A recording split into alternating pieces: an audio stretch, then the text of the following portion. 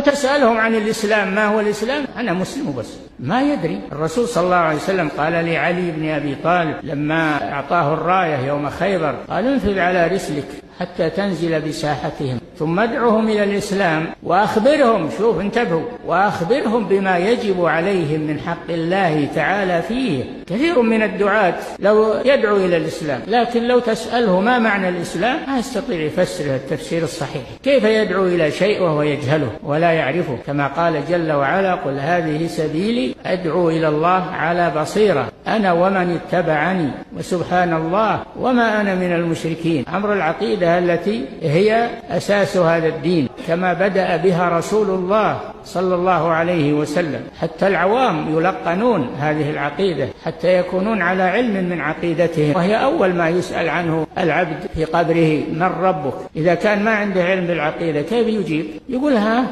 لا أدري. فالواجب علينا أن نتنبه لأمر هذه العقيدة، أن نلقنها لأولادنا ومن تحت أيدينا، ولا يكتفي الإنسان ليقول أنا مسلم وبس. مسلم وش أساس الإسلام؟ وش قاعدة الإسلام؟ إيش بنيت إسلامك عليه؟ لا بد من هذا الأمر.